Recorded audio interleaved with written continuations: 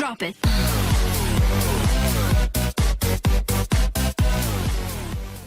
Hello, once again, welcome to our e-learning for today, and for today's video we're going to discuss summary of vocab and ideas in social studies.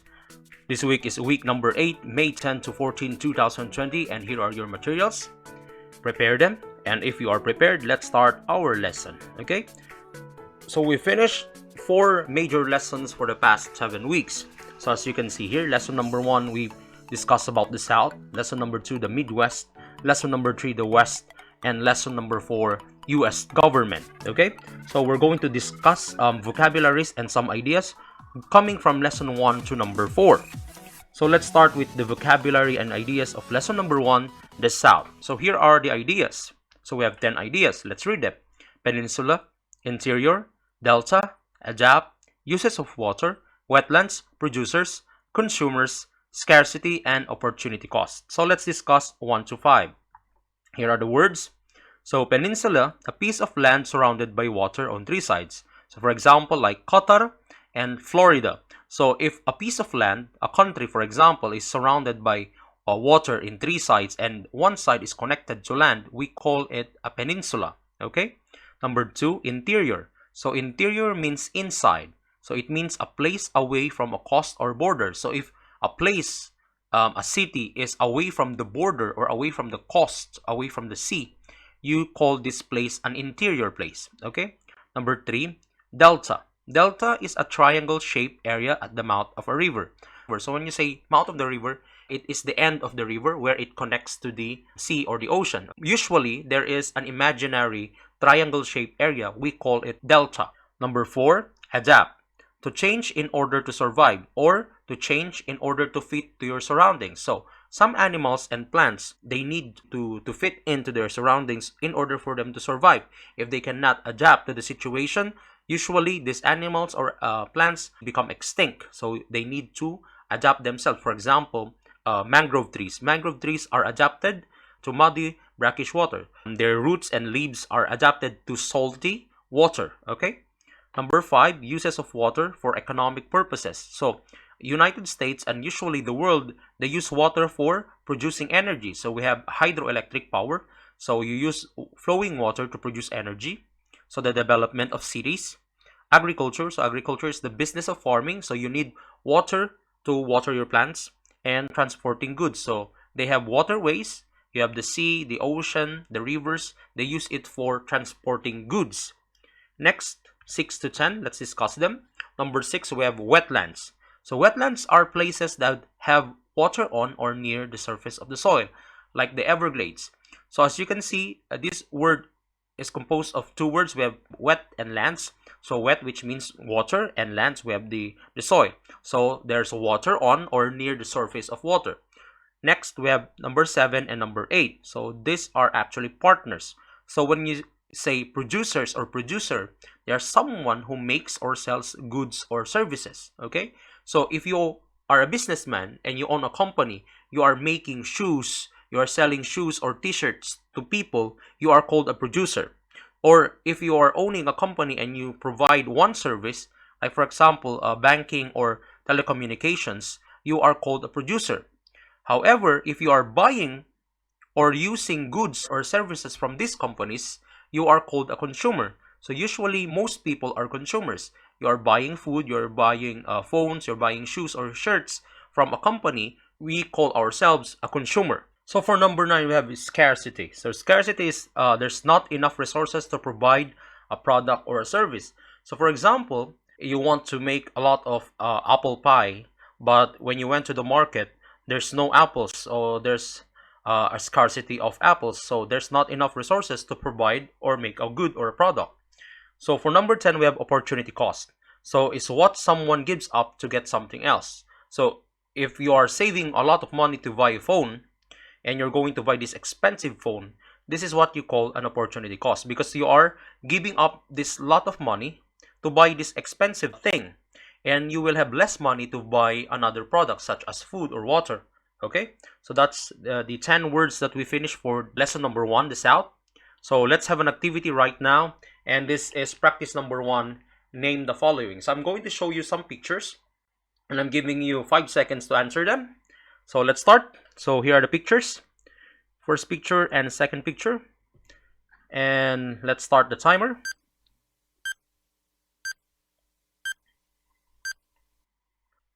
So this picture is peninsula.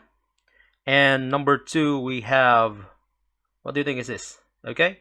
So as you can see, this is a river, and there's a imaginary triangle shaped area, and you call this a delta. Okay.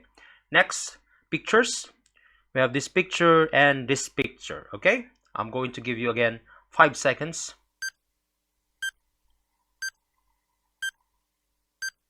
Time's up. Okay, so let's name this picture. This is an example of wetlands. Okay, so because of there's water on or surface of the soil. And finally, these are examples of consumers. Okay, as you can see, they're going to shop, buy something, buy food, something like that.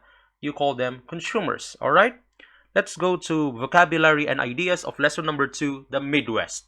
Here are the 10 ideas. Let's read them. Prairie, tributary, levee, lock, blizzards, lake effect snow, tornadoes, supply, demand, and the law of supply and demand. Let's discuss 1 to 5 right now. Here are the meanings. So, prairie, dry, mostly flat grasslands with few trees. Most parts of the Midwest, they have prairies. So, these are dry, flat grasslands, and with few trees only. Tributary number 2 is a river or stream that flows into another river. So, if there's a river or a stream flowing to another river, we call this tributary. For many, in plural, we call them tributaries. Okay? So, for number 3, we have levee. Levee are high river bank that stops the river from overflowing. So, usually they make these levees, alright? So, they put a river bank, okay, to stop the river from overflowing during hurricanes or during storms. All right, so we have number 4, lock is a part of waterway that is closed off by gates. Ships enter a lock. So I've shown you a video before. So if there is a difference with the level of water, and for like waterfalls, going into waterfalls, they use this system they call lock. And number 5, blizzards, they are fierce snowstorms. Let's go to 6 to 10. Number 6, we have the lake effect snow. Happens when warm, moist air rises and meets cold, dry air, producing a lot of snow. So when warm air goes up, okay, and it meets very cold air and dry air, they are actually producing a lot of snow in the Midwest, and you call this lake effect snow. Okay. Number 7, tornadoes are strong, spinning storms with high winds. I think you know what are tornadoes. Number 8, the idea of 8 and 9, we have supply and demand. So supply, how much of a product producers will make at different prices. So when you're talking about supply, you're talking about producers.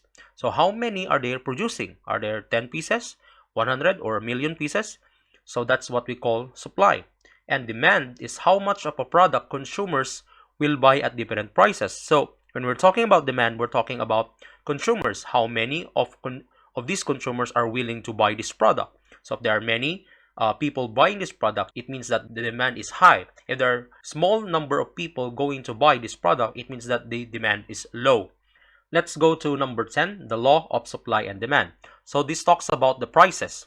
So when demand, so which means if there are many people buying this product increases, the prices go up. So if there are many people buying a new phone, okay, the price of the phone will be very high. Next, when supply increases, so which means that if there are many phones in the market, the prices eventually will go down.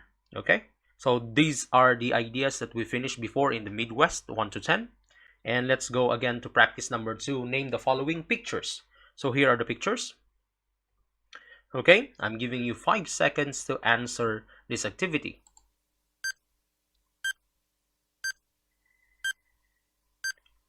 Time's up. Okay, what do you call this picture? So it's dry and flat and a few trees. We call this a prairie. And this is a blockade. This is stopping the overflow of the river. You call this a levee. Okay, let's go to some pictures, other pictures. We have this and this. I'm giving you 5 seconds.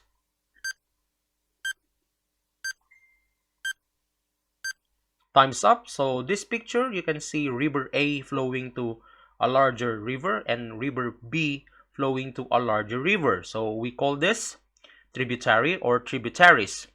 And right now in this picture, you can see a fierce snowstorm and you call it a blizzard. Okay.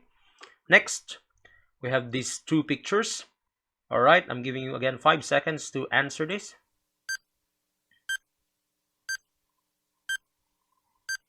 All right. Time's up. Okay.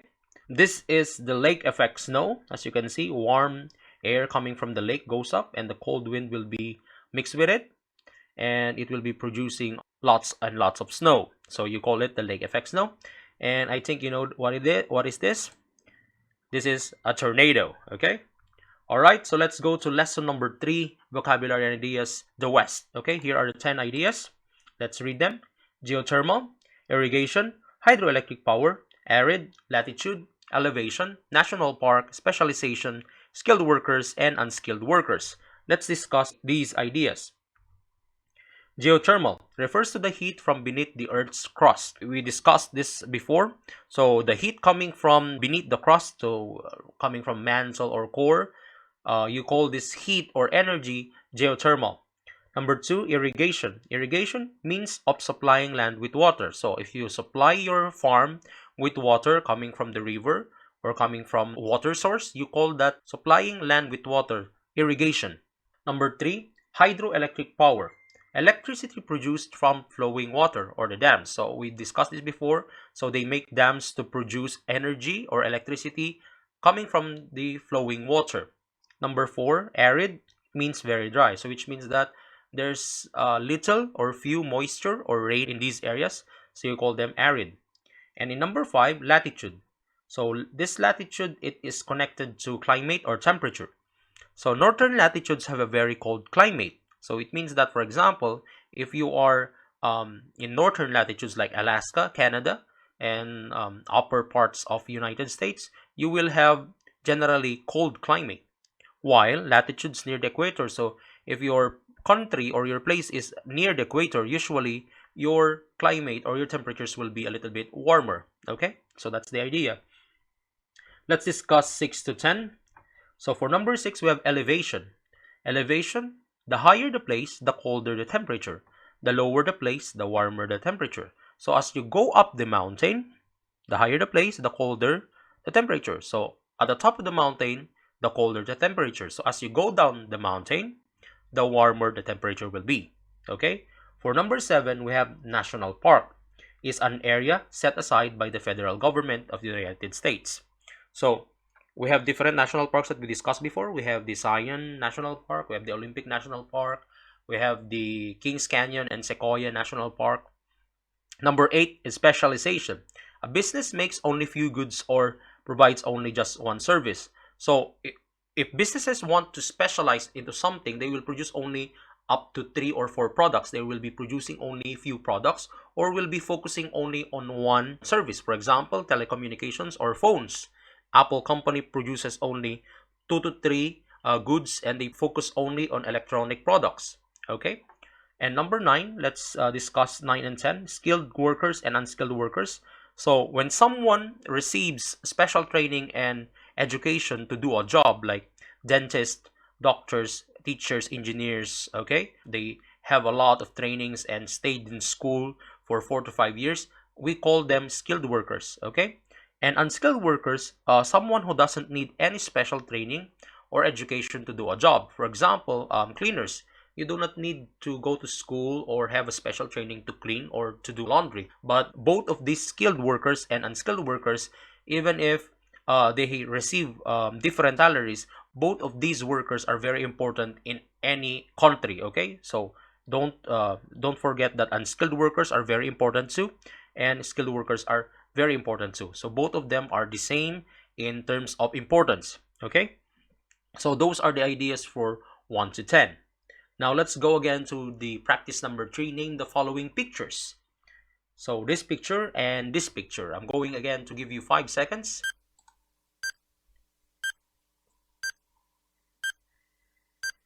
Alright, time's up. So this is supplying water. Okay, so this is what we call an irrigation. And as you can see here, this is a picture, an image of a dam. and this is called hydroelectric power. Let's go to other pictures, this picture and this picture. Okay, so I'm giving you 5 seconds again to answer. Time's up. So this is the energy coming from beneath the Earth's crust. We call this the geothermal energy or geothermal. And as you can see, this is a very dry place. We call this arid. Okay, next we have this picture and this picture. I'm giving you 5 seconds again.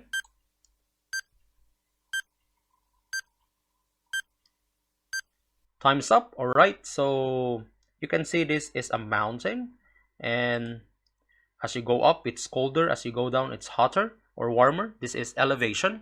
And finally we have skilled workers, lawyers, dentists, doctors, engineers maybe. All right, so let's go to the final summary of lessons, vocabulary and ideas of lesson number 4, government. Okay, so here are the ideas: citizen, democracy, representatives, election, and liberties from the Bill of Rights. Let's discuss each. Okay, so a citizen is someone who is born in a country or who promises to stay loyal to the country. So in United States, if you are born in the country, you will automatically become an American citizen. But if you are from another place and you went to America and stayed there and you promise to stay loyal to the country, work there, for example, you get your green card and immigration, you've done everything, you can become an American citizen too. Okay, number 2, democracy.